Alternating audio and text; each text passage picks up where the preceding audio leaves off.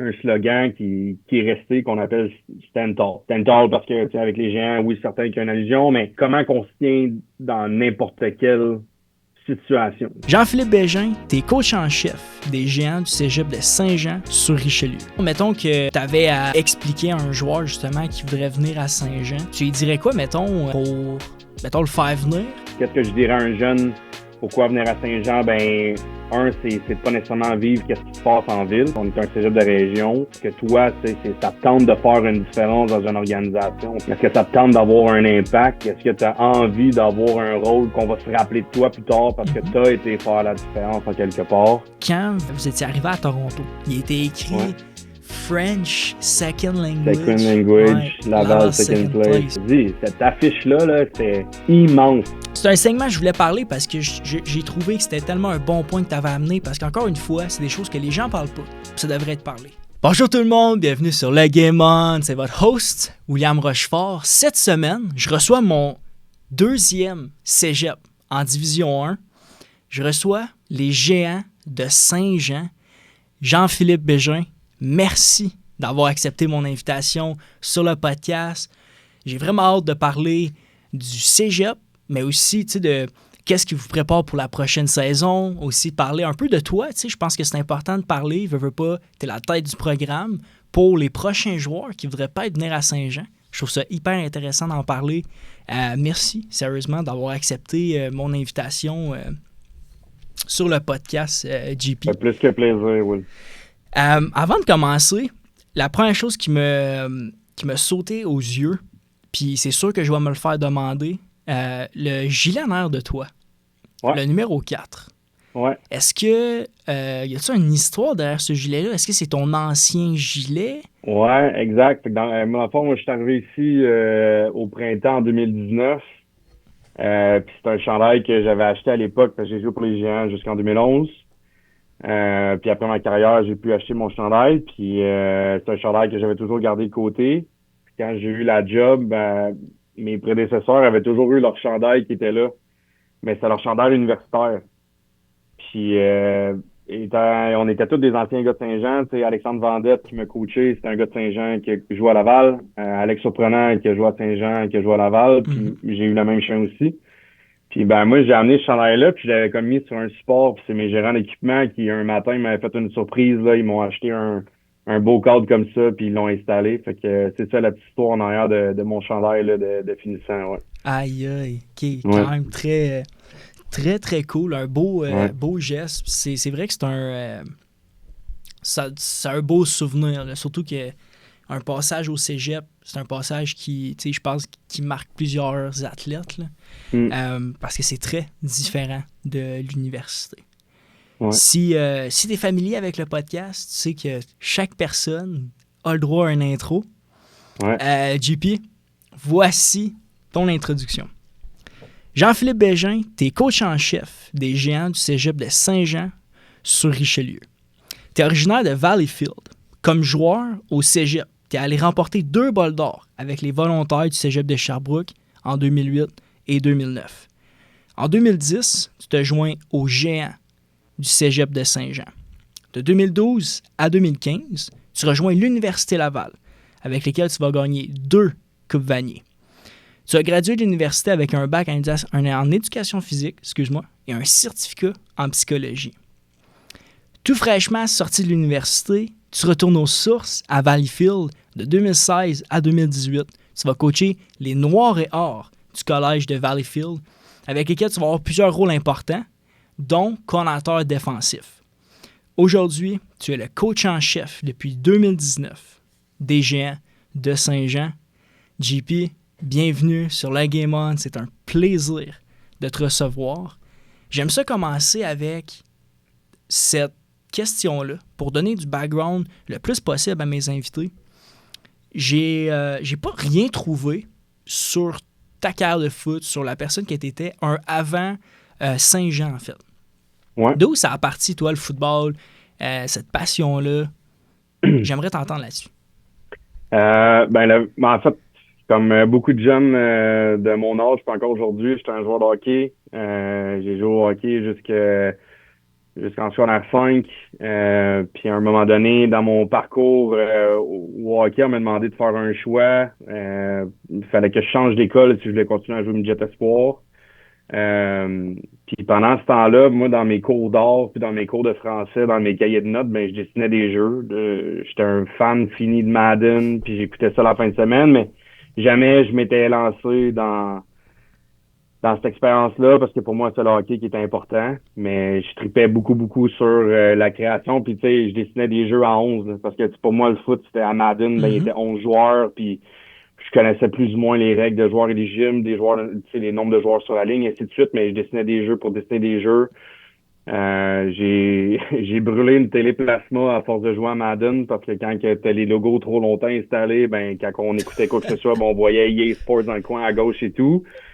Puis quand que j'ai fait le choix de, dans le fond, lâcher un peu plus le hockey compétitif, dans le fond, au Collège Bourget-Rigaud, j'ai décidé de commencer à jouer au foot en secondaire 4.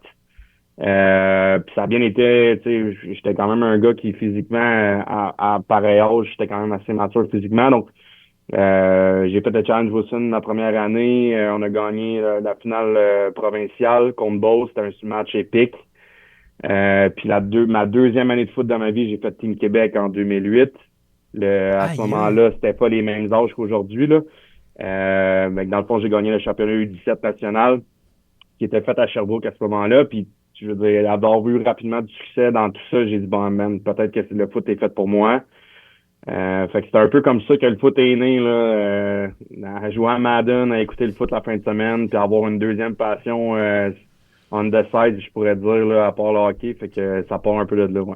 L'affaire qui est vraiment cool, c'est que tu as été un gros fan de football avant même d'avoir mis le pied sur un terrain. Ouais. C'est ça qui est spécial. T'sais, moi, perso, j'ai commencé le foot, j'avais 8 ans. Fait que je gamais pas à Madden à 8 ans. Ça me tentait plus de jouer au soccer. Puis mon voisin, qui était plus vieux que moi, ben justement, il jouait au football au Baron dans le temps du séminaire de Sherbrooke. Puis il m'a donné à piqûre. Fait que je me suis inscrit direct. T'sais. Fait que tu vois, c'est quand même cool que tu amènes ce côté-là. C'est comme tout un joueur de hockey, mais jouer à Madden, c'est exact. vraiment ça coche. Est-ce que tu as fait Team Québec en 2008? C'est la même année que tu t'es joint au cégep de Sherbrooke? Exact. De ce que je comprends. Exact. Tu as eu back-to-back bol d'or. Mm-hmm. La question que j'ai pour toi à propos de ces back-to-back-là, c'est quoi que ça prend pour avoir une équipe championne au niveau collégial? C'est une très bonne question. Je pense que ça a changé beaucoup depuis mes années comme joueur. Tu sais, si tu m'avais posé la question en 2008, j'aurais même pas su quoi te dire. Là. Je savais que les volontaires, c'était une bonne équipe. Tu sais, Jean-Benoît Jubinville avait un super beau groupe de coaching staff. Lui-même était une personne exceptionnelle puis que je respecte beaucoup encore toujours. À ce moment-là, les limites d'âge n'étaient pas nécessairement les mêmes. Tu avais le droit de jouer jusqu'à 22 ans, si je me trompe pas. Puis je pense que c'était peut-être plus que tu avais de gars nécessairement vieux, ça marchait. Tu sais, d'avoir une bonne pépinière locale, encore une fois, c'est important. Puis tu sais, on parle en 2025, bientôt 20 ans plus tard. Tu sais, je pense que oui, le recrutement est encore là. C'est ultra important. Je pense qu'il y a aussi le développement, il y a le suivi académique, puis de faire en sorte que, comme programme, tu es complet, tu sais. Mais tout va passer par le recrutement plus qu'avant, parce que je pense que c'est un... Tu sais, je veux dire, je prends mon exemple. J'ai fait Équipe Québec en 2008, puis il y avait 4 cégeps qui me recrutaient. Maintenant, aujourd'hui, un jeune qui va faire avec Équipe Québec, probablement qu'il va en avoir 30 cégeps qui vont le recruter, tu sais. Fait que la job, c'est beaucoup, beaucoup professionnalisé. On est au courant un peu de qu'est-ce qui se passe partout dans la province, même ailleurs, dans les provinces francophones. Fait que ça va partir de là, je pense, d'avoir un recrutement qui est solide, qui est béton, d'avoir des bons contacts, des bonnes références à gauche et à droite. Puis après ça, mais c'est ce que tu fais avec les gars qui sont à l'intérieur de ton programme. Tu sais, je veux dire, tu peux avoir un gars qui a 16-17 ans, est mature physiquement, a dominé le juvénile ou le football midget.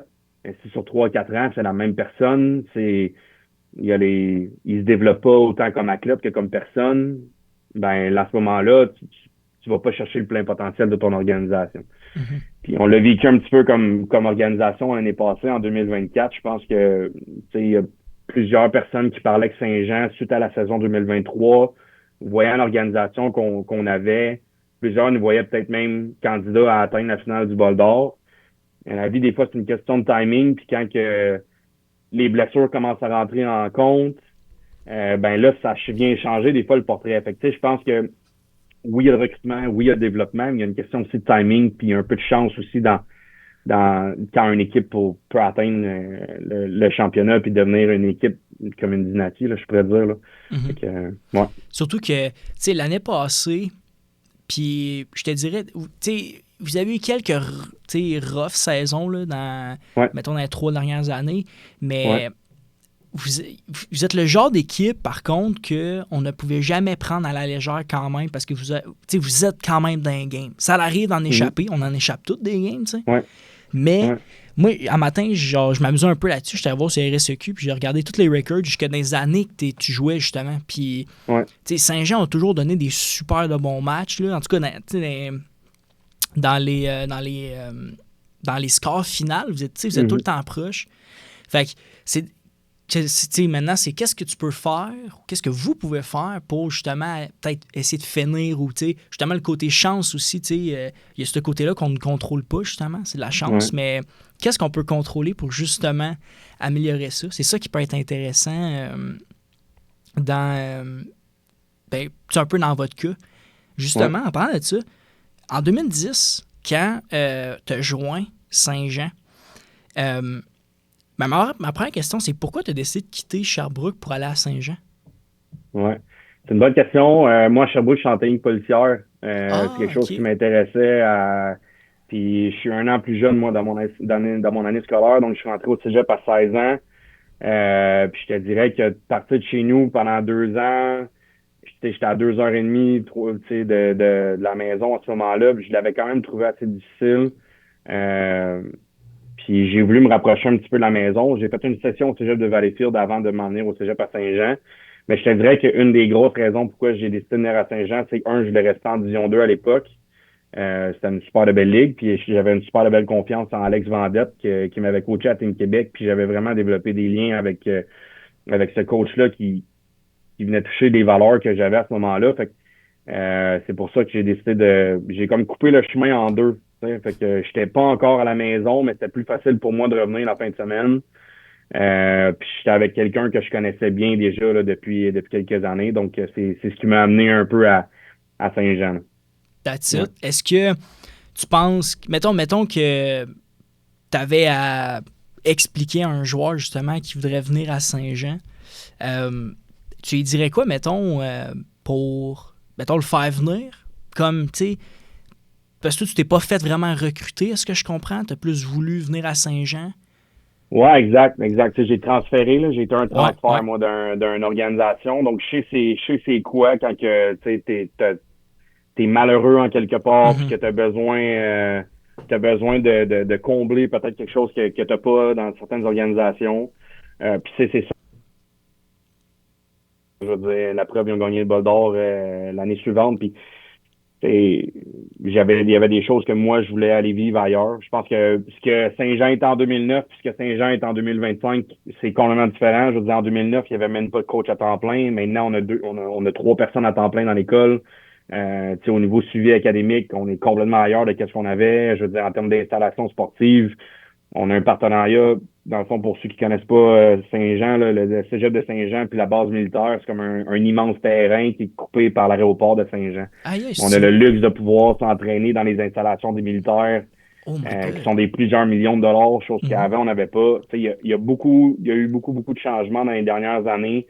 Le cégep a décidé de mettre de l'avant un peu son équipe de football là, sans dénigrer les autres puis de l'utiliser un peu plus comme locomotive. C'est un programme qui fête son 56e anniversaire cette année. Donc, il y a beaucoup de gens d'affaires, des gens de la région qui ont voulu s'impliquer pour faire justement grandir le programme entre 2009 puis 2025. Mais tu sais, si je peux répondre à ta question de qu'est-ce que je dirais à un jeune, pourquoi venir à Saint-Jean, c'est de pas nécessairement vivre qu'est-ce qui se passe en ville, parce on est un cégep de région. Puis ça, c'est fait pour certaines personnes, de pas nécessairement être dans un cégep, dans une grande agglomération. Mais je pense que c'est aussi de de oser aller faire la différence peut-être dans un programme, tu sais. C'est de voir, oui, il y a des bonnes saisons, on va dire qu'on manque de constance, mais est-ce que toi, tu sais, ça te tente de faire une différence dans une organisation, tu sais? Est-ce que ça te tente d'avoir un impact? Est-ce que tu as envie d'avoir un rôle qu'on va se rappeler de toi plus tard parce que tu as été faire la différence en quelque part? Parce que c'est ça. Je pense qu'il y a une peut-être cour de recrutement de commencer à se dire qu'on est compétitif année après année. Parce que oui, on a manqué de constance dans les dernières années, mais ça reste que, comme tu as dit tantôt, on n'est jamais bien loin. T'sais. Puis si je pense à 2023, puis 2024, puis 2023, le dernier match qu'on avait joué contre Lennox, ça a fini running time, puis l'année passée, on a fini en troisième période de prolongation. Fait que c'est comment que d'année en année, ça peut aller super vite, puis que ça peut être une question de cohorte. Bref, non, je pense qu'on a un super de beau produit, un cégep qui croit en nous, une ville qui croit en nous, puis ça fait des petits.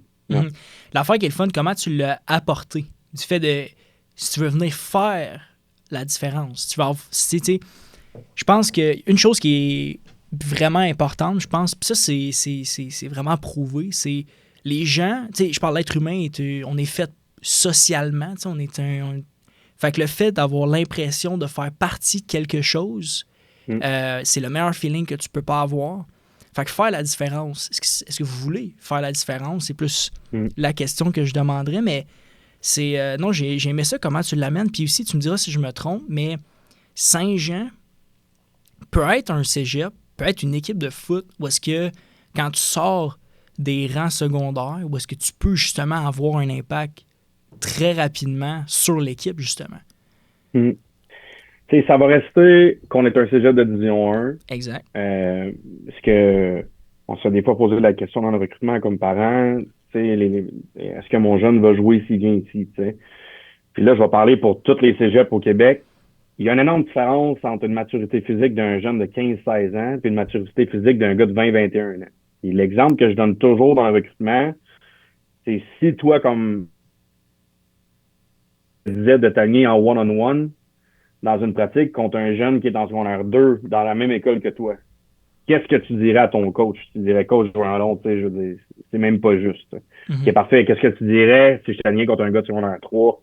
Ben, peut-être qu'il va te donner un peu plus de challenge, mais la réalité, c'est que tu risques d'avoir quand même une différence parce qu'au niveau physique, tu es plus vieux que lui. C'est la même chose rendu au cégep. T'sais, oui, il va y avoir des très bons joueurs de 16-17 ans qui vont arriver au cégep qui vont avoir un impact tout de suite. Ils sont rares, surtout en Division 1. Pourquoi? Parce que je pense qu'il y a une énorme marge de manœuvre entre une maturité physique quand tu arrives à 20-21 ans. Puis la preuve, ben, les équipes qui gagnent les championnats, ben, c'est souvent des équipes où c'est pas beaucoup de recrues qui sont sur le terrain. C'est des gars qui sont des troisièmes, des quatrièmes années, qui ont passé au travers d'un processus de préparation physique pendant 3-4 ans dans une organisation qui met de l'argent. Bref. Fait que, tu sais, est-ce qu'un jeune qui décide de venir à Saint-Jean va avoir plus de chances de jouer qu'ailleurs en Division 1? Peut-être pas nécessairement. Mais est-ce que le défi est différent? 100%. Exact. 100%. Puis c'est un défi qui, tu sais, comme je disais tantôt, ça tente toi de faire une différence, puis que tu as envie de répondre à un défi, de faire en sorte que tu mets ce programme-là un peu plus sur la map en D1. Ben, c'est complètement différent que peut-être d'aller en quelque part puis de suite de dire, ben, moi, je m'en vais gagner là-bas, peu importe le rôle que je vais avoir. Fait que c'est ça, à suivre. Exact, à suivre. Ouais. Mais justement, Saint-Jean, va falloir rester jusqu'à la fin pour en reparler, mais on va en reparler de Saint-Jean, c'est sûr. Je me suis gardé plein de questions pour juste Saint-Jean. Maintenant, tu as choisi Laval en sortant de Saint-Jean. Tu as regagné 2 Coupes Vanier avec eux. Est-ce que dans ces 2 Coupes Vanier, c'est sûr qu'il doit y avoir des histoires qui t'ont marqué? Moi, ces histoires de championnat-là, moi, je trouve ça hyper intéressant d'en parler. Ouais. Est-ce que, vite de même, t'en as des choses qui t'ont marqué? C'est pas juste être nécessairement du championnat, mais ça peut être aussi tes années à Laval un peu. Peut-être de quoi qui t'a marqué, que t'as appris de ça, ou juste une expérience qui était juste vraiment cool. Ouais.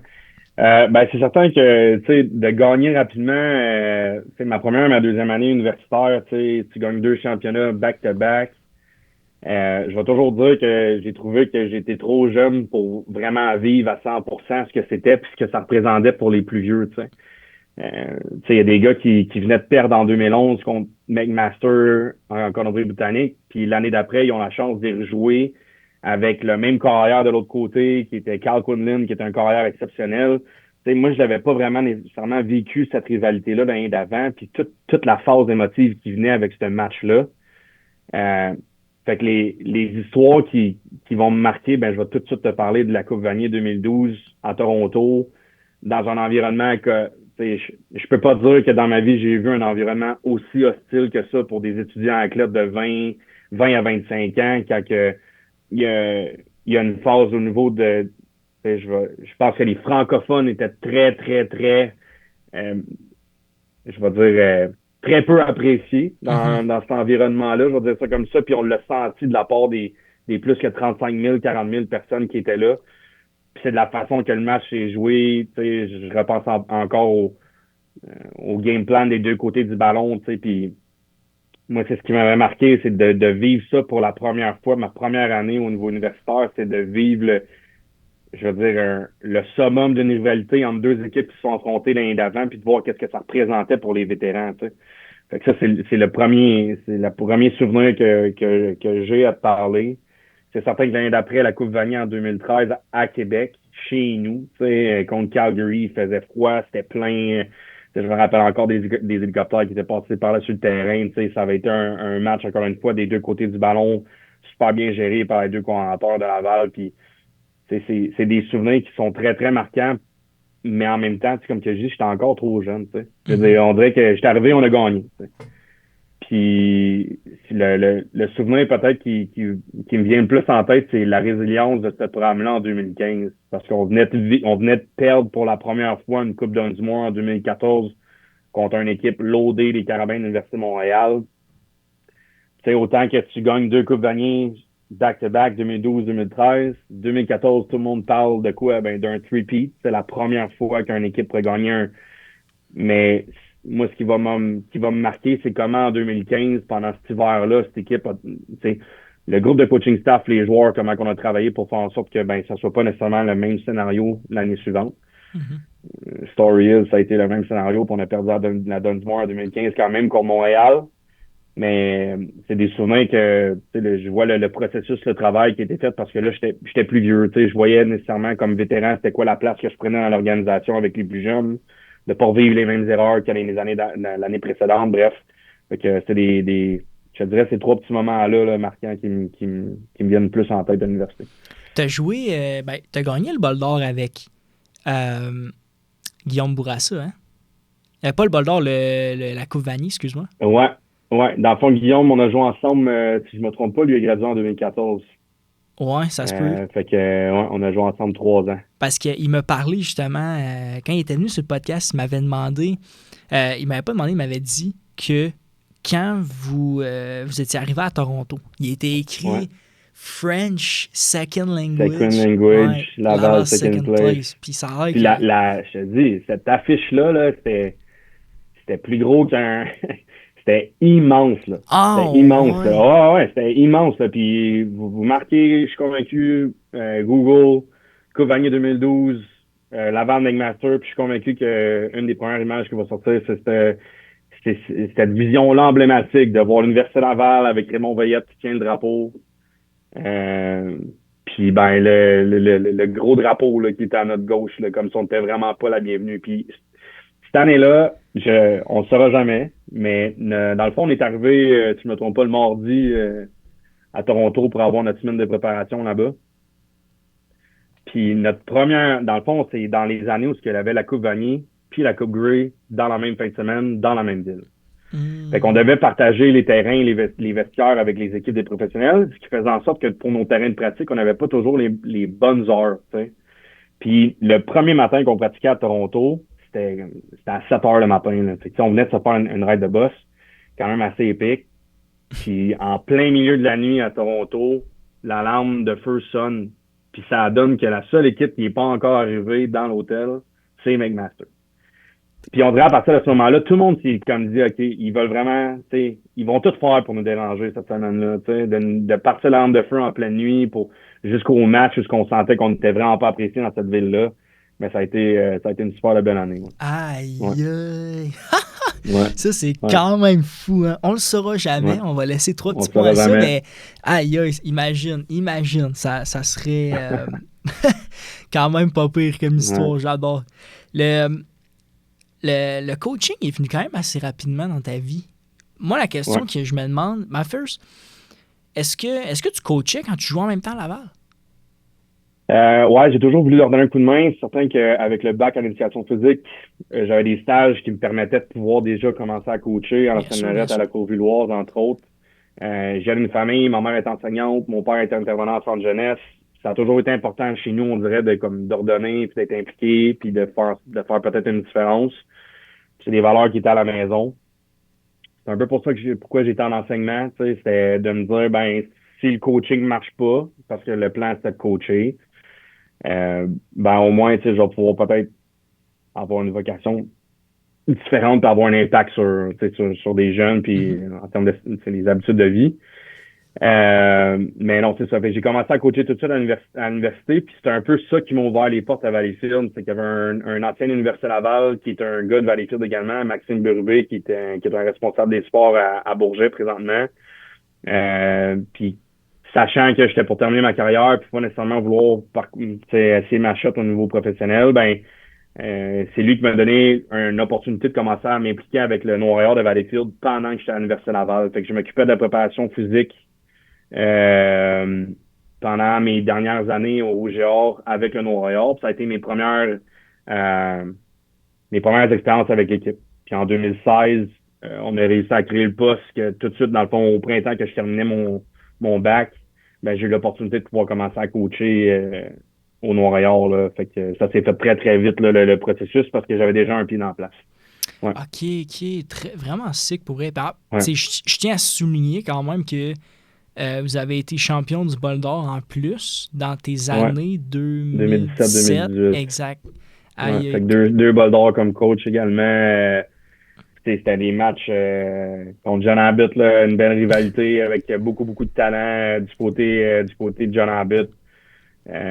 Puis non, c'était encore là, tu sais, j'ai commencé ma carrière de coach en gagnant, tu sais. C'était autant, je suis arrivé à Sherbrooke, deuxième année collégiale, je gagne 2 championnats. J'arrive universitaire, première, deuxième année, je gagne des championnats. Puis j'arrive au niveau collégial, je commence à coacher, puis je gagne 2 championnats dans 3 ans, tu sais. Mhm. Puis, tu sais, là, j'y ai comme entraîneur, puis je vois de plus en plus ce qu'il faut pour être une équipe de championnat, tu sais. Puis oui, j'ai été super choyé d'avoir des bons athlètes, des bons groupes d'entraîneurs qui ont été avec moi depuis les 15-17 dernières années. Mhm. Mais là, maintenant, c'est ça. C'est de réussir à aller chercher les morceaux à gauche pas à droite, puis de réussir à faire la même recette ou presque à Saint-Jean. Mhm. Le, Ouais. tu sais, l'affaire qui est quand même intéressant de regarder, c'est que tu as eu du succès assez rapidement dans ta carrière. Ouais. Maintenant, tu es à Saint-Jean. Comment que tu réponds, en fait, à l'adversité? Parce que, tu sais, veux pas, tu es arrivé à Saint-Jean où est-ce que... ben, tu sais, mettons, si on parle de quand toi, tu étais à Saint-Jean, tu sais, les Ouais. années, tu l'as dit, c'était des hauts, des bas, on était tout le temps proche de gagner, on aurait Ouais. pu être des contenders. Ouais. Comment que toi, tu réponds à ça, tu sais? Parce que tu as toujours vécu dans de la victoire. Ouais. Mais les personnes proches de moi vont toujours dire que je suis une personne extrêmement compétitive. Je déteste perdre. Là. Tu sais, il y a une phrase que j'ai déjà entendue et qui m'a collé, c'est je déteste plus perdre que j'aime gagner, je pense. Puis ça a été très difficile. Tu sais, ça a été très difficile parce que tu sais, après deux bols d'or, 2 championnats en 2017-2018, de prendre la job ici en 2019 comme entraîneur en chef, puis de voir un peu le travail qu'il y avait à faire pour devenir une équipe de championnat à Saint-Jean. J'ai beaucoup, beaucoup fait de travail sur moi-même en 2019, ma première saison comme entraîneur en chef. 2020, ça a été la COVID. Fait que j'ai appris d'autres choses de mon travail de gestionnaire. Ouais. Mais comment qu'on vit avec ça, c'est ce qui me drive au jour le jour. T'sais. Ce que je vais dire aux gars, c'est comme preuve de leadership, je vais être un leader, oui, des fois vocal, parce que c'est mon rôle comme entraîneur en chef, mais aussi par l'exemple. Mhm. Je vais vouloir être le premier arrivé au bureau le matin, la dernière partie le soir. Je suis un gars qui travaille extrêmement fort. J'essaie de trouver un équilibre à travers de tout ça, mais euh, sans dire que c'est maladif. Je suis une personne extrêmement compétitive, puis il y a quelque chose que je vais accomplir ici à Saint-Jean. Mhm. Puis ça, pour moi, c'est de gagner, tu sais. Puis je vais tout faire, qu'est-ce que je peux faire, qu'est-ce que j'ai appris de mes anciens entraîneurs, de ma carrière de joueur, de ma carrière de coach pour faire en sorte qu'éventuellement, ce programme-là, je pense, regagne ses notes de noblesse. Parce qu'il ne faut pas oublier que Saint-Jean, dans les années 90, ça a été une dynastie au Québec. Ouais. Je veux dire, c'est 11 championnats provinciaux pour les gens de Saint-Jean, pour les têtes grises, que je vais dire poliment. Saint-Jean, ça a été une région où le football est extrêmement fort dans des années. Tu sais. Puis là, ben, mon, j'ai un côté de moi très, très compétitif en dedans de moi. Puis comment que je deal avec ça, ben, je vais être bien honnête, des fois, j'ai bien de la misère à dealer encore avec le fait de pas avoir une équipe qui gagne à chaque année. Je sais que c'est impossible, mais je travaille très fort pour faire en sorte qu'on l'aille la balle. Ouais. Mhm. J'ai, j'aime ça, encore une fois, de la façon comment tu l'amènes. Tu sais, c'est une motivation, c'est qu'est-ce qui te lève le matin à aller pousser encore plus puis être le premier au Mhm. bureau. Euh, Ouais. Tu sais, c'est le genre de truc que justement, quand tu es un joueur puis que tu vois ça, euh, tu laisses le record de côté puis tu te concentres vraiment sur quel genre d'équipe, quel genre de coach, quel genre de Mhm. place que j'ai envie d'être. Tu sais. Parce que, tu Mhm. sais, oui, c'est le fun de gagner, tu sais, mais est-ce que c'est le bon fit pour toi ou c'est ça, tu sais, faut que tu joues à une place que tu te sens confortable de jouer. Mais 100%. non, j'aime ça la façon comment tu l'as amené, sérieux. JP, j'ai vu, ben t'as fait Prélude, le podcast de Ouais. Prélude.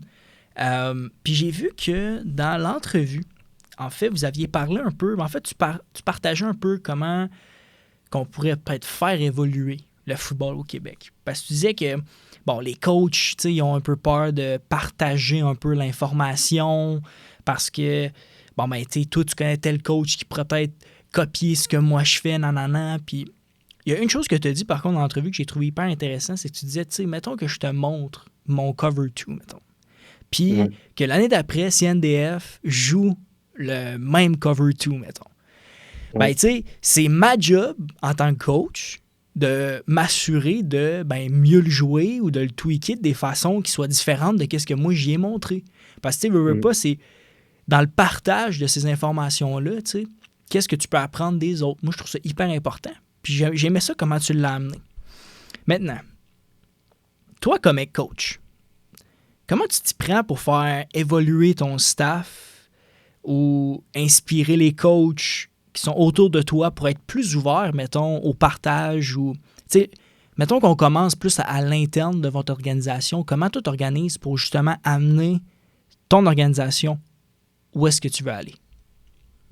C'est une très bonne question. À l'interne, c'est certain que, c'est ça, je remercie le Cégep, on a un super de beau budget pour la formation continue. T'sais. Donc, ça veut dire qu'on n'a pas nécessairement, on n'a pas de bâton dans les roues quand vient le temps de vouloir aller faire une formation aux États-Unis ou de faire du kilométrage pour aller s'asseoir avec des coachs universitaires.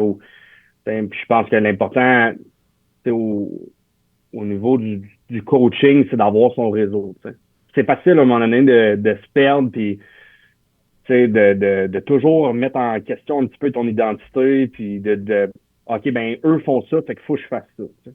Mais quand tu as ton identité à un moment donné, puis que tu sais un peu qu'est-ce que tu veux faire, ben là, après ça, ben, je pense que c'est d'aller sélectionner une partie des informations qui vont peut-être amener un morceau du puzzle qui manque à ton système défensif, par exemple. Mhm. Puis ça, je pense qu'à l'interne, c'est quelque chose qu'on fait bien. Puis, tu sais, j'ai un jeune coaching staff. Puis les gars, ils ont leur réseau. Puis c'est important pour nous de, tu sais, j'en parlais avec Gustave Sylvestre, qui est mon adjoint. Puis on parlait d'un run scheme la semaine dernière. Puis au niveau de finaliser les installations pour le camp d'entraînement, tu sais, il y avait une partie là, qui manquait. T'sais. Puis, Gustave étant un ancien des Carabins, que je coachais également aux Carabins, ça a été super facile de dire, t'en as-tu parlé à Mathieu Pronovo, tu sais. Puis, je veux dire, il a pris le téléphone, puis 3 heures après, il y avait une discussion avec Matt. Pourquoi? Parce que, tu sais, il faut pas être gêné, tu sais, de poser des questions, puis je vais me l'amener à un niveau où nous, comme à Saint-Jean, on essaie de s'impliquer avec la structure qui est en dessous de nous, tu sais. On a une structure civile, je m'excuse, qui va bien, on a des bons nombres au niveau atome, puis oui, ainsi de suite. Je pense que c'est d'ouvrir nos portes à ces programmes-là, puis leur dire, comme, venez nous voir, là, ça va nous faire plaisir. T'sais, nous, on le fait avec des programmes universitaires. On a des échanges des fois avec même d'autres programmes collégiaux. Parce que, nous, on ose aller cogner à la porte. C'est un peu vers ça où ce que je l'emmène avec Prélude. C'est que des fois, il n'y a pas à avoir une gêne, il n'y a pas à avoir de l'orgueil. Je veux dire, c'est quoi d'aller demander de l'aide pour faire en sorte que, peut-être que ton cover one que tu roulais en 1988 avec tes yeux vers le corps arrière, puis tu n'avais aucune idée de ce que ton receveur faisait, peut-être que le cover one en 2025, je vais te parler d'un bracket qui va faire en sorte qu'on va être 2 sur 1. Puis avec des lectures où ce que tes run fit avec ta boîte, ça fit bien plus que ce que tu faisais en 88. Ça. Puis c'est comme ça qu'on va faire grandir notre football au Québec. Puis je pense que on se compare aux autres provinces, puis on le voit comment nos systèmes sont bien développés.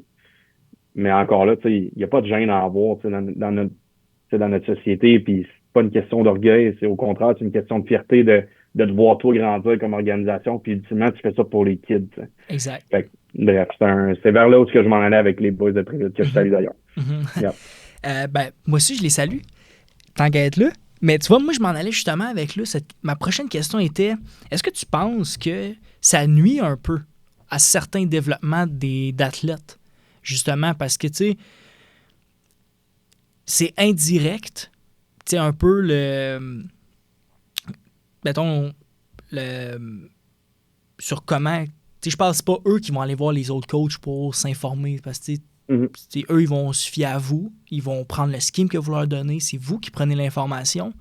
Mais en même temps, pour les joueurs qui veulent aller plus loin, qui veulent en apprendre un peu plus, est-ce que tu penses que des fois, ça pourrait permettre aux athlètes de mieux se développer pour aller jouer au prochain niveau ou juste peut-être un jour devenir coach ou, tu sais, veut pas, on crée la prochaine génération d'humains, d'hommes. Oui, 100%. C'est un peu ce qu'on voit avec les structures de sport-études, de sport-excellence, quoi que ce soit. C'est des programmes qui, justement, ont beaucoup de temps le jour avec leurs étudiants athlètes pour faire de l'extra qu'ils n'auront pas à faire en parascolaire. Chose qui, dans le passé, c'est pas compliqué, là. Tu voulais jouer au foot, tu voulais jouer au hockey, peu importe le sport que tu faisais, tout se faisait en parascolaire, t'sais. Mais, je pense que, oui, c'est certain que on est dépendant de ces méga structures-là. Je pense à des commissions scolaires, je pense peut-être à des écoles privées qui osent pas, qui osent pas aller mettre de l'argent ou de dire, ça, on a toujours fait ça. Ouais, mais si on a toujours fait ça, on n'aura pas nécessairement de changement, Puis, je veux dire, des périodes de sport excellence, des périodes de sport études, ça existait à peine il y a 20 ans, Puis là, on est 20 ans plus tard, puis on voit les programmes sportifs qui ont pris tellement de place, certain là, qu'il y a des affaires de transfert qu'il faut régler, puis il faut faire attention à comment on travaille entre organisations, puis ça crée une compétition parce que là, tout le monde essaie d'être meilleur que tout le monde, mais moi, je reviens à la base du problème, c'est que comme commission scolaire, comme ministère, je veux dire, il y a des étudiants athlètes, il y a des sportifs qui demandent que ça d'avoir du temps de terrain, qui demandent que ça d'avoir des installations, qui demandent que ça d'avoir un intervenant dans l'école qui va les raccrocher à peut-être des cours qui sont pas intéressants pour eux autres. Puis je suis convaincu qu'on ferait un sondage un matin du nombre d'étudiants athlètes, de monde de sportifs qui ont été universitaires, puis ce qui les a drivés, c'était leur sport, puis pas nécessairement leur académique. Puis aujourd'hui, c'est des employeurs, c'est des employés qui ont du succès, puis ce qu'ils rapportent dans leur vie au DLD, c'est des choses qu'ils ont appris à l'intérieur de leur sport. 100%. Puis ça, c'est des outils que, on regarde les États-Unis, puis on regarde l'argent qu'ils mettent dans leur sport, puis on regarde comment ils voient, oui, on amené ça comme une business, mais au-delà de la business, je vois ça comme un développement d'une société où ce que les valeurs qui sont transmises sur un terrain ou sur une glace, peu importe où, c'est des choses que tu vas pouvoir appliquer dans plein d'autres choses. T'sais. Puis là, ta question était par rapport au ski, mais moi, j'amène plus loin que ça. T'sais. Puis j'espère tellement que comme société, on va voir le bienfait du sport, puis qu'on va pas voir ça comme une dépense. T'sais, on va voir ça au contraire comme un investissement pour nos jeunes, puis de faire en sorte que ça va être des jeunes qui vont être plus en santé, puis ça va être des jeunes qui vont avoir appris c'est quoi la rigueur au travail, qui vont avoir appris c'est quoi l'engagement. Parce qu'en 2025, l'engagement, c'est fragile. Effectivement. Puis ça, je pense que ça va faire en sorte que on va avoir des meilleurs athlètes, on va avoir des meilleurs employés, des meilleurs employeurs. Mettre l'ego de côté, tu sais. 100%. Tu sais, genre, tu le disais, là, dans le fond, si on revient à ce que tu disais au début à propos des coachs, mettez votre ego de côté, puis gênez-vous pas de le demander, d'aller voir ailleurs ce qui se fait, de le demander, si vous avez des questions, whatever. Tu sais, je parle, on partage toute cette passion-là, tu sais. Fait que, tu sais, pourquoi pas, tu sais, je comprends que peut-être en août, puis mettons novembre, tu sais, on n'est pas obligé d'être amis, mais le restant de l'année, tu sais, le 9-8 mois qui reste après ça, tu sais, on peut jaser, puis on peut en partager, tu sais. Puis, de l'autre côté de la médaille, où est-ce que quand on va plus, mettons, côté scolaire et tout ça, pour être bien honnête, la majorité des gars avec qui j'ai parlé, justement, de l'école, les sports et tout ça, j'en connais pas beaucoup, tu sais, qui étaient là. Moi, écoute, c'est l'école avant le football, tu sais, je vais être bien honnête. Tu sais, le meilleur exemple que je peux te donner, c'est moi, là. Tu sais, j'étais allé à Lennoxville, puis moi, j'ai toujours dit que j'allais pas au cégep. Moi, je jouais au football, puis, tu sais, c'est ça, là. Tu sais, pour moi, c'était ça, là. J'ai joué au football à Lennoxville, j'allais pas au cégep à Lennoxville, tu sais. Parce que c'était vraiment accessoire, l'école, là. Mais, tu sais, ça devrait pas l'être, mais le football m'a permis à rester sharp à l'école, à faire mes affaires, me montrer, tu sais, ces valeurs-là que, probablement que je n'avais pas eu mon sport, tu sais, je sais même pas où c'est que je serais, là, tu sais. Fait que, non, j'ai vraiment aimé ça. Comment, tu sais, ça va plus loin que juste qu'est-ce qu'on se partage entre nous en foot. C'est ça. Ouais, c'est ça. C'est sûr que ça va plus loin que ça. Puis, tu sais, quand on parle des États-Unis, tu sais, en ce moment, c'est un sujet qui est fragile, mais tu sais, si on en parle pour de vrai, le sport, là, tu regardes le high school, ils ont des installations de mongols. Mais c'est parce que eux, qu'est-ce qu'ils ont compris, c'est que s'ils ont des bonnes installations, des bons sports, ben, ils vont faire amener plein d'étudiants. Ils vont faire amener plein d'athlètes. Fait que, bon, qu'est-ce que nous, on peut faire? Qu'est-ce que nous, on peut apprendre de eux? C'est ça qui est intéressant le plus possible. Ma dernière question, un peu par rapport à ça. En fait, moi, je voudrais avoir ton opinion plus... en fait, oui, personnelle, mais toi, si tu avais, mettons, à changer une affaire, peu importe, tu avais une baguette magique, puis il y a une affaire qu'en ce moment, elle te gosse, puis tu te dis, regarde, ça pourrait être changé pour le bien des jeunes ou le bien de notre sport, ça serait quoi? Oh, c'est une bonne question, ça.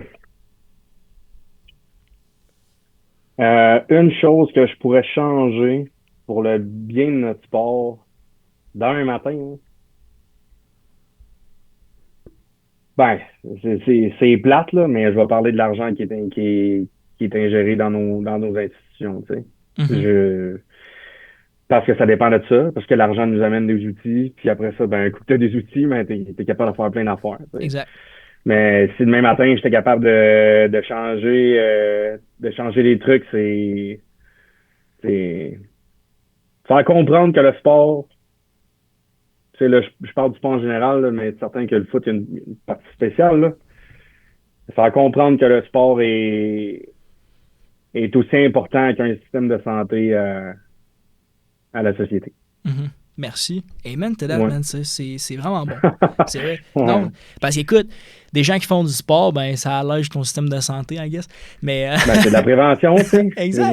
Tu essaies de guérir le bobo ou tu le préviens? Je veux dire... Puis tu sais, c'est pas juste ça. Tu sais, si on va plus loin que ça encore, là, on sort du foot complètement, mais c'est pas grave. Je trouve ça hyper intéressant qu'on parle de ça.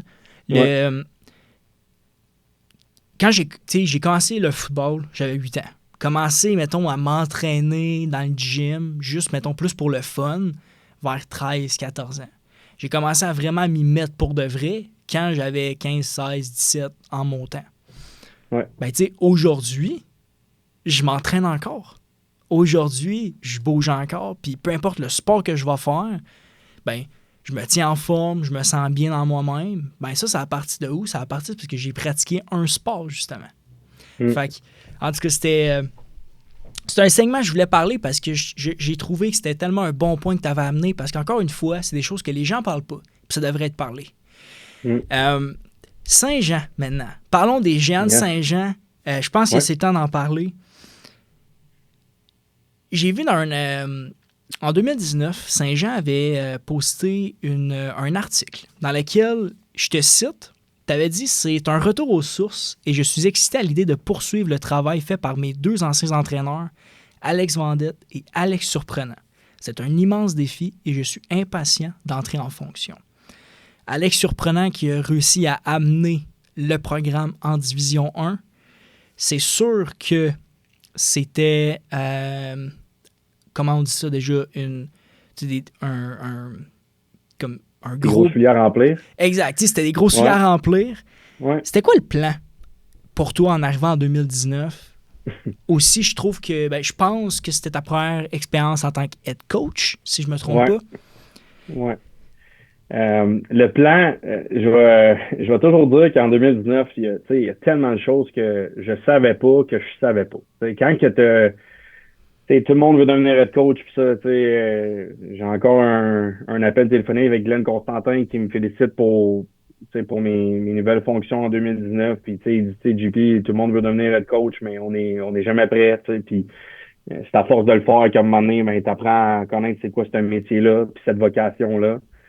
Puis en 2019, le plan, la réalité, c'est moi, je prenais ce qu'Alex avait fait, puis ben je rajoutais mes valeurs à ça, mon énergie, mon enthousiasme, ma vision des dernières années à Valleyfield, au Rouge et Or, puis là, ben c'était comme let's go, on part puis on gagne. Puis ben la réalité, c'est que il y avait plein de choses, comme que je dis, que je savais pas. On est bientôt, on est 6 ans plus tard. Puis le plan, mais finalement, ça a été, tantôt je parlais d'outils, là. Ça a été de donner plus d'outils à cette organisation-là. En 2019, le poste d'entraîneur en chef de l'équipe, il y avait un adjoint qui était à demi-temps, that's about it. Comme j'ai dit tantôt, on est rendu 2 personnes à temps plein pour le foot. On a une personne à l'interne, on est là 3 ans, on est le premier cégep à avoir mis ça de l'avant. C'est une personne qui est là au niveau psychosocial pour les étudiants en club. Mais cette personne-là, cette ressource-là, elle est là à temps plein pour nos étudiants athlètes à la base. Elle va rien de faire d'autre, puis c'est à l'interne à l'école. Oui, bien entendu, on a une personne qui s'occupe de l'académie comme les autres cégeps, mais on a commencé à se développer un réseau à l'intérieur du cégep qui fait en sorte que les gars ont des outils pour pouvoir performer sur les bancs d'école, parce que c'est ça la priorité. Puis après ça, c'est sur le terrain. Tantôt, je disais, la première chose que je voulais en 2019, c'était de gagner. Mais la réalité, c'est qu'il y a une équipe par année qui gagne. Puis si je me focus maintenant sur puis le plan en 2025, je te dirais que c'est pas mal le même qu'en 2020-2021. Ma première année, je suis arrivé en mars, puis j'ai essayé de faire des choses du mieux que je pouvais, du mieux que je savais. Puis en m'entourant de bonnes personnes, des gens qui connaissaient le milieu, on a mis du temps sur le fameux processus là, qu'on connaît dans le milieu. Puis c'est de faire en sorte que les gars sont dans un environnement dans lequel ils vont être bien, ou auquel ils ont des valeurs humaines qui vont se sentir qu'ils sont chez eux. Puis quand tu es bien quelque part, ultimement, c'est là que tu vas avoir du succès. Puis tantôt, on parlait de qu'est-ce qu'il faut comme équipe pour gagner. Il y a le développement en l'air de ça. Fait qu'on a réussi, le plan a changé entre 2019 et 2020-2021 parce que justement, clairement, en 2019, le plan, c'était un jeune immature qui prenait cet emploi-là, même s'il y avait quand même un beau pedigree. Puis je te dirais que j'ai évolué, comme j'ai dit, comme personne dans tout ça. Puis le programme de football de Saint-Jean a énormément évolué, justement. Je vais parler de 2007 à 2025 pour les outils qu'on donne à nos étudiants en club parce qu'on n'a rien à envier à aucun cégep au Québec présentement en termes d'intervenants puis de qualité de temps qu'on est capable de nous donner à nos étudiants en club avant même de mettre les pieds sur un terrain de foot. Puis ça, c'est pour nous, c'est qu'est-ce qu'on a décidé de mettre de l'avant à Saint-Jean. Ouais. Puis tu sais aussi, c'est que c'est un des gros problèmes des cégeps, c'est justement, comme tu dis, les outils. C'est dur de Ouais. développer un programme qui va te permettre de gagner, qui va avoir du succès quand ben, tu as de la misère à avoir un coach à temps plein. Tu sais. Puis ben là, l'affaire qui est le fun, c'est que tu m'as dit, tu sais, là, vous êtes à 2 coachs. Vous avez une personne de plus qui est une personne plus de ressources, mais qui est hyper importante aussi à avoir dans l'organisation. Ouais. Tu sais, le fait d'être arrivé dans un programme où est-ce que justement, ben, tu étais pratiquement seul en termes football, ça a dû être un bon challenge. Puis, tu sais, quand tu es tout seul à faire presque tout, côté plus admin, côté... Là, c'est rendu qu'il faut que tu fasses un peu d'admin. C'est rendu qu'il faut que... Là, faut que tu fasses une culture, faut que tu recrutes, faut que... C'est de la job, tu sais. Puis c'est peut-être une des raisons aussi pourquoi, justement, que au Québec, c'est tough de vraiment développer ou sortir du trou, mettons, là, j'ai envie de dire. Ouais, ben, tu sais, je vais prendre un exemple qui me vient rapidement en tête, tu sais... les Titans de Limoilou, c'est un programme qui, dès que le programme a été mis en place avec la direction du cégep, puis Dave Parent, c'est quelqu'un que je respecte énormément, là, puis la structure qui a monté, puis je veux dire, ça se trouve sur les réseaux. L'idée, c'était de monter ce programme-là en Division 1 puis d'être une équipe compétitive, tu sais. Puis en 2018, les Titans de Limoilou avaient vraiment pas la fiche qu'on pense qu'aujourd'hui, les Titans de Limoilou vont avoir l'année prochaine. Ça peut aller très vite des fois, mais quand justement ton château de cartes est monté de la bonne façon sur les premiers étages, mais après ça te permet de le pousser encore un peu plus. T'sais. Exact. Puis c'est pour ça que, tu sais, on parle de ressources, on parle d'outils, mais je veux dire, quand à un moment donné, la base de ta pyramide est solide, oui, tu as parlé de culture, on parle de suivi académique, préparation physique, psychosociale. Je veux dire, un coup que ça, c'est béton, là. Mais après ça, je veux dire, ultimement, les familles vont te faire confiance, les jeunes vont te faire confiance, puis ben, un coup que tout ça, t'es parti, ben là, tu as du bon recrutement, puis les athlètes que tu mets sur le terrain, mais sont heureux, sont dans un bon environnement, puis ils sont capables d'exceller. T'sais. Exact. Yeah. C'est quoi, est-ce que vous avez, mettons, c'est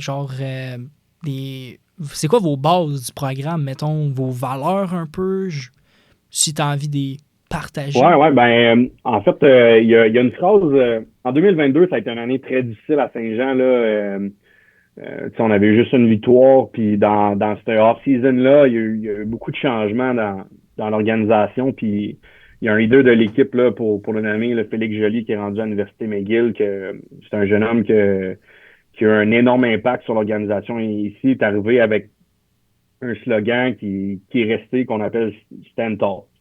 Stand Tall parce que avec les géants, oui, certains qui ont une allusion, mais la réalité, c'est que Stand Tall, c'était de comment on se tient dans n'importe quelle situation. T'sais. Comment tu te tiens sur le terrain quand ça va bien, quand ça va moins bien, puis à quel point que ça, ben, ça découle, ce comportement-là. Puis je suis convaincu que le non-verbal, il vient dans ta tête rapidement. Ben, un non-verbal d'une personne qui se tient grand, ben, elle vient avec des valeurs. Puis ben, il y a des valeurs qui sont découlées de ce slogan-là qu'on met, notre hashtag, là, qu'on met un peu partout maintenant, mais c'est certain que le respect, la famille, la confiance, c'est 3 choses qui sont inculquées ici. Après ça, il y a des valeurs au niveau de notre travail. Oui, certain, on va être travaillé, on va avoir du crit, on va être tough, mais pour nous, là, le core de l'organisation, c'est stand tall, les 3 valeurs qui viennent avec. Puis pour que nous, comme organisation, ça veut dire de quoi. T'sais. Puis l'année passée, on a un joueur qui est décédé, malheureusement, d'une méningite bactérienne. Ça s'est fait subitement, puis on l'a pas vu venir. Là, je veux dire, personne ne pouvait savoir ça. Puis le slogan qui, en 2023, avait eu un énorme impact pour l'équipe de se relever après un off-season difficile, puis qui nous a permis d'avoir une fiche de 5 victoires, 3 défaites, qui est la meilleure jusqu'à ce jour en D1, ben, elle a pris une tangente complètement différente. Puis c'était de se tenir grand dans l'adversité que des gars de 17-20 ans qui avaient peut-être pas nécessairement encore connu, de perdre un proche, mais de perdre un ami, comme ça, pour des causes que tu peux même pas expliquer. Puis ben ces valeurs-là, ben quand mettons on parle de Saint-Jean, la famille, oui, c'est la famille, c'est fort dans toutes les équipes de foot, mais je pense qu'on a réussi à créer quelque chose de vraiment spécial ici à Saint-Jean. Puis les épreuves qu'on a dû vivre dans les 2 dernières saisons, surtout, mais je pense que ça fait le programme qu'on est aujourd'hui. Ouais. Certainement. Puis, tu sais, je pense que vous avez réussi à vous créer une réputation d'un programme, justement, qu'il faut pas prendre à la légère. Tu sais, toutes les équipes il n'y a pas une équipe que tu ne dois pas te permettre de ne pas te préparer avant de les jouer. Mais, moi, personnellement, j'ai toujours vu Saint-Jean comme été quand même une bonne équipe. Honnêtement, vous jouez quand même physique. J'ai adoré jouer contre Saint-Jean, honnêtement, les années, parce que tu étais là quand on a joué, quand j'étais à Lennox, puis on a joué contre. J'aimerais qu'on parle de 2-6 en 2024. Comment qu'on bounce back de ça pour cette année? C'est quoi la vision, mettons, pour la prochaine saison? 2024, comme j'ai dit tantôt, il y a beaucoup de monde qui voyait Saint-Jean comme une équipe peut-être, sans dire favorite, là, mais je veux dire, une équipe qui était pour bien faire durant la saison avant que tout ça commence. Puis on a eu des blessures qui... Je veux dire, quand on parle de malchance tantôt, là, je veux dire, des fractures, des interosseuses, je veux dire, des déchirures ligamentaires, à des joueurs très importants. Puis étant un programme qui, justement, on essaie de faire notre place, peut-être qu'on n'a pas nécessairement la profondeur que d'autres équipes élites vont avoir. Puis on a été poussé en 2024 à mettre des gars sur le terrain qui peut-être n'étaient pas encore prêts. Ce qu'on a décidé de faire cette année en 2025, c'est de poser la question sur c'est quoi la nature des blessures. Qu'est-ce qui a causé ces blessures-là? Parce qu'il y en a eu pas mal. De là à dire comme staff médical, là, c'est comme là, je veux dire, on peut avoir un break, là. Ça fait pas de sens. Puis la qualité, je veux dire, l'intensité des blessures, là, je veux dire, c'était honnêtement triste pour les gars qui ont fini leur carrière beaucoup sur ces blessures-là au niveau collégial parce que c'est arrivé quasiment à tous des finissants. Oh my God. Fait qu'on a, fait que, puis on a revu notre façon de préparation physique. C'était pas pour dire qu'on faisait de quoi de pas bien. Je veux dire, on regarde les progrès de nos joueurs avant, mais on a mis plus d'emphase sur la pliométrie, puis le pied au sol, puis à quel point qu'on est justement en position de force, dans quelle situation, puis des changements de direction un peu plus compliqués pour toutes les positions, de faire en sorte que les gars, dans leur hiver, on les a développés comme athlètes, puis on a fait des phases de combat, on a fait du jiu-jitsu, on a fait du wrestling, on a développé les gars comme athlètes comme on l'a jamais fait. Puis j'ai été le premier défendeur à dire que je trouve qu'on spécialise activement les athlètes au Québec, puis rendu au collégial, c'est normal de le faire, mais j'ai dit cette année, c'est quoi, man, just too bad, on va faire d'autres affaires, puis les gars vont bouger comme athlètes, puis de faire en sorte que justement, ça, c'est une chose. Après ça, dans une saison de 2-6, il y a des games où on était là, puis pour X ou Y raison, on perdait un momentum. On a le luxe, comme que je parlais tantôt, là, d'avoir une personne qui travaille avec nous à temps plein, puis on a eu des ateliers à tous les mois, à tous les 2 semaines, toute l'équipe ensemble pour parler d'un principe je m'en cache pas, là, de momentum. T'sais. Comment qu'on réussit comme organisation au foot, qui est un sport qui est arrêté, à créer un fameux momentum ou de pas le perdre. T'sais. Puis ça, le momentum, tout le monde sait c'est quoi, mais c'est quoi vraiment? Puis, je veux dire, tu vas jouer une game, puis là, c'est comme, là, ils ont pris le momentum. Bon, OK, mais je veux dire, nous autres, on ne l'a pas perdu. Je veux dire, eux, ils ont pris un pace, mais nous, techniquement, à quel point qu'on l'a perdu, ce pace-là. T'sais. Fait que ça a été de mettre des mots, ça a été de faire des activités, de faire en sorte que les gars étaient capables de s'exprimer, puis on a essayé de représenter un peu des matchs de foot dans nos entraînements. Fait qu'en muscu, puis en termes de course. Très cool. Puis on parlait d'outils tantôt, on a le luxe de pouvoir entraîner tous les gars de l'équipe ensemble. Nous autres, tous les vétérans, là, en muscu puis en course, c'est des plages horaires. Fait que tous les gars de l'équipe sont dans la salle de muscu en même temps. Tous les gars de l'équipe sont au track en même temps. Puis on a réussi justement à les créer, justement, des petites choses que pour nous, on voyait qui étaient pour être bénéfiques dans un match pour ne pas perdre de momentum ou de s'en créer à certains moments. Puis, tu sais, quand tu perds, t'essaies tout le temps de te réinventer, tu sais. T'essaies tout le temps de, OK, mais ça, c'est à cause de ça, c'est à cause de ci, tu sais. Puis, à un moment donné, il faut pas que tu te perdes non plus, tu sais. C'est pas parce qu'en 2024, on a une saison de 2-6 que ça veut dire que tout ce qu'on faisait, c'était pas bien, tu sais. Mais comme je disais un petit peu tantôt par rapport à aller voir des entraîneurs, c'est ça qu'on a fait. Mais pas nécessairement pour des skins, c'est poser des questions, tu sais, de rajouter un morceau de puzzle que peut-être que, tu sais quoi, ça, on va le faire différemment cette année, tu sais.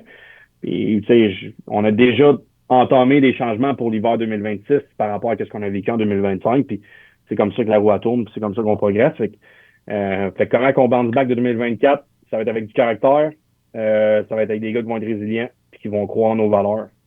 Puis je pense que après ça, ben, ça va d'y aller un match à la fois parce que c'est une ligue extrêmement compétitive, la D1. Des bons entraîneurs partout, des bons athlètes partout, des bonnes organisations partout. Puis il n'y a pas de semaine où tu peux te dire justement, on peut prendre cette équipe-là à la légende. Exactement. Exactement. Ouais. Puis j'aimerais ajouter d'aller s'amuser puis de jouer au foot. Je pense que ça, ouais. c'est le plus important.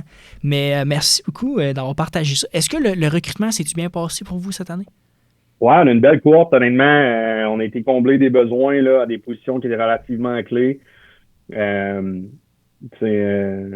pense à des. Je veux pas oublier personne puis nommer des noms là, à pu finir, là, mais on est vraiment content de la cour de recrutement de cette année. Là, puis je pense que c'est des gars des bons joueurs de foot, mais c'est des bonnes personnes. T'sais. Ouais. Puis qui viennent se greffer à un groupe en termes de valeurs humaines, là, que je pense qu'on a de quoi de particulier. Puis je pense que c'est des gars qui non seulement vont avoir du caractère sur le terrain, mais je pense que c'est des gars qui vont fitter très bien dans ce vestiaire-là, puis avec les valeurs de l'organisation. Mm-hmm. Je te dirais que ça s'en vient de. Tu sais, ça s'en vient de. Ben, c'est pas vrai. Recruter la personne, je pense que ça, c'est depuis toujours, mais tu vois, depuis plusieurs discussions que j'ai avec plusieurs head coachs et tout ça, la plupart m'en parlent. T'sais. Puis on aurait dit que tranquillement, pas vite, ça se met plus de l'avant, ça. Puis c'est hyper important de recruter des gens que justement, qui vont fitter, le genre de personnes que tu vas recruter, qui vont fitter le programme, tu sais. C'est hyper important, ça. Je te donne un exemple, là. Tu peux être le meilleur joueur de ta ligue, t'sais. Mais si pour toi, aller au gym, c'est une tâche, puis d'aller au gym, c'est pas le fun, c'est impossible. C'est impossible que tu vas aimer ta carrière collégiale universitaire. C'est impossible. Tu peux être le meilleur à 16 ans, c'est correct, tu sais. Mais si pour toi, ça te parle pas, ben, il y a des bonnes chances que, malheureusement, ce soit les derniers bons moments de football de ta vie, tu sais. Puis c'est correct, peut-être qu'il y a un autre sport qui est fait pour toi, tu sais.